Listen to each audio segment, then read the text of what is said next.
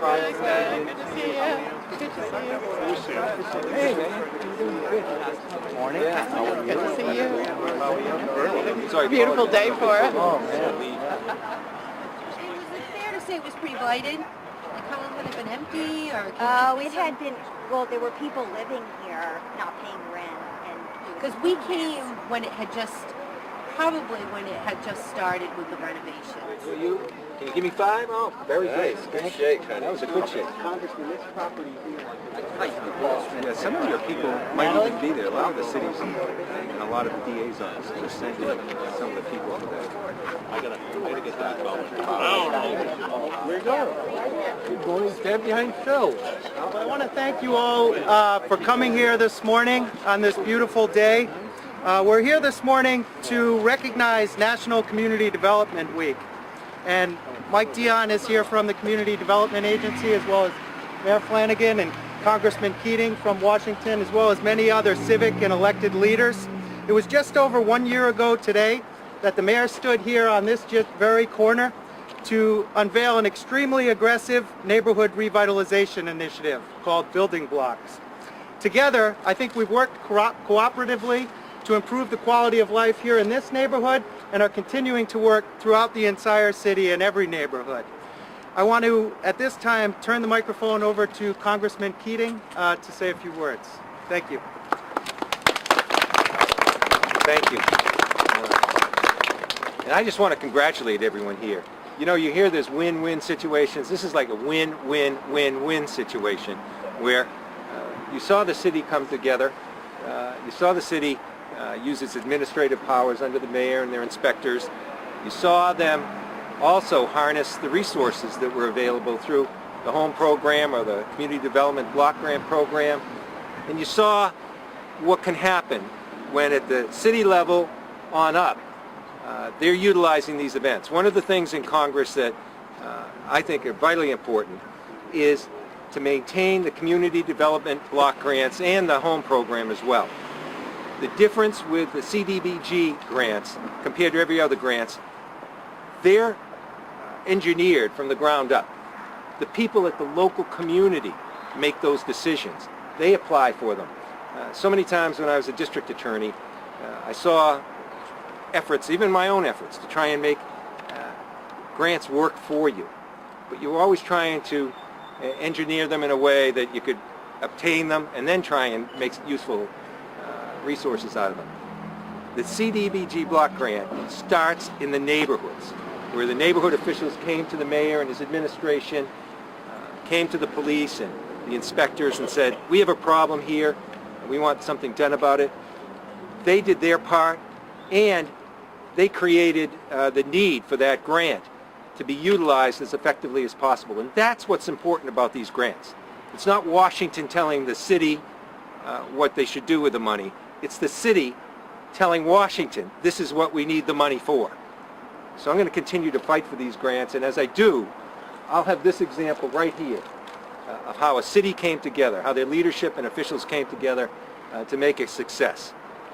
And the beneficiaries are here as well in doing that. So congratulations, a great example of taking the valuable resources we have here and making the most out of them.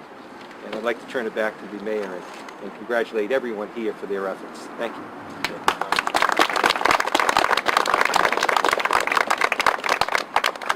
I want to take the opportunity really to thank Congressman Keating for being back here in the city of Fall River, for his continued advocacy for our region in Washington, D.C. And Congressman touched upon many points, and one of them, which is extremely important, is holding the line on community development block grant funding. And this funding is under attack in Washington, D.C., and it's important that we have advocates like Congressman Keating who are holding the line to protect this funding, because this funding goes back into the community for programs like the Building Blocks program, to keep our senior centers open, for walking beat police officers, to help fund our daycares and our pre-K programs. This is quality of life funding, and we need to hold the line on it, because the deeper the cuts to the community development block grant funding, the bigger the negative impact on cities like Fall River. And as Perry stated, a year ago, we stood in front of this property, and it was a property that was in need of some upkeep. And we worked with the new owners, the Dufresne family, at the table, helping each other, making sure that we took a once blighted property and made it a real showpiece here for the neighborhood. And this week is being proclaimed as Community Development Week throughout cities and towns throughout the nation. And we're also going to proclaim it National Community Development Week here in the city of Fall River. And the power invested in me, it's hereby resolved that this week, April 1st through the 6th, is Community Development Block Grant Week here in the city of Fall River. And it's important for us to make this proclamation to continue to bring awareness and raise awareness regarding these vital programs. And I know as long as we have partners like Bill Keating in Washington, D.C., we have somebody who's watching our back in our nation's capital. And one of my partners who I work very closely with is Michael Dion, and Michael is the Executive Director of Community Development. And him and I work very closely on administering community development funds for programs like the home program, or police walking beats, or daycares, or senior centers, or street and sidewalk repair. So I'm going to ask Michael to step up to the podium to receive this proclamation on behalf of the city of Fall River, and also to say a few words. Michael?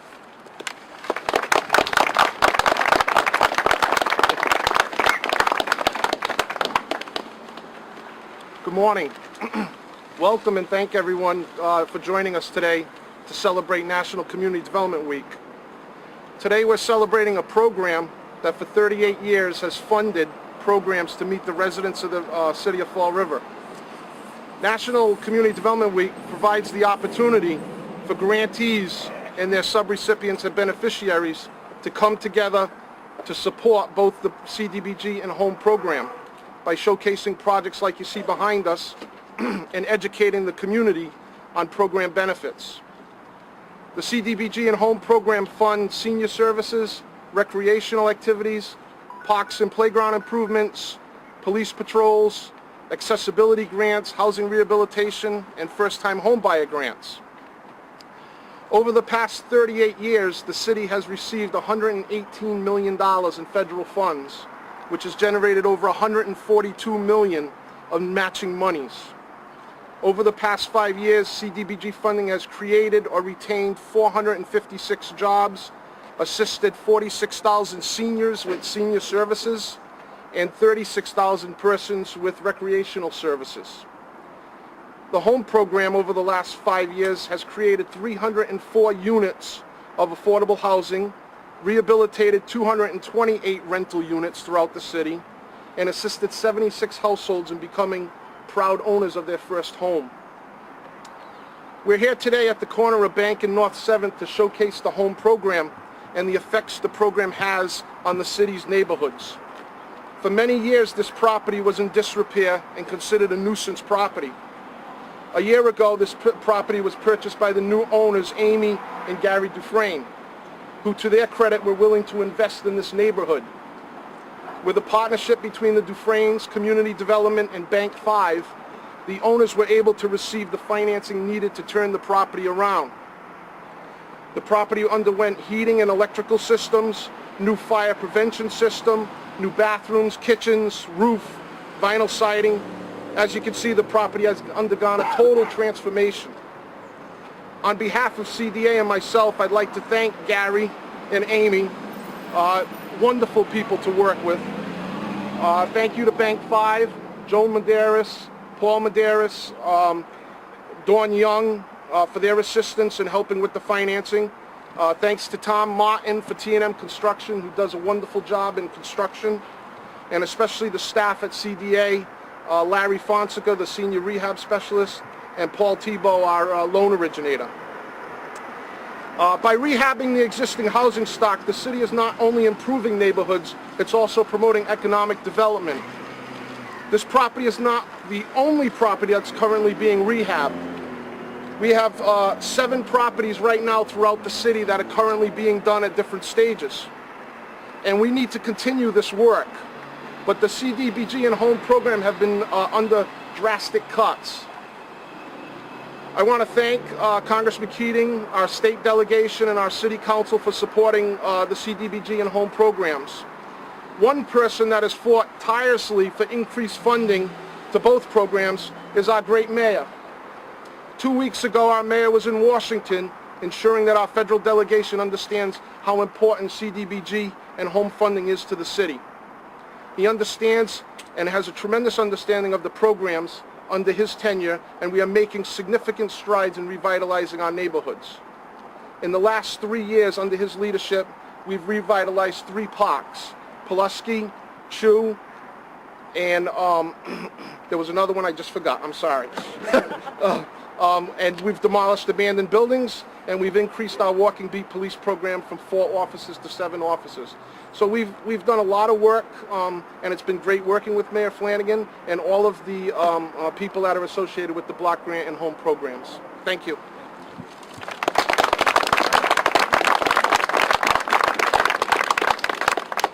The third park was actually Ruggles Park. Sorry, David Sullivan, State Representative. David? Thank you, Mr. Mayor. My congratulations to this happened, Mr. McFerrin. Congratulations to you. Really, this is people working together to accomplish something really great.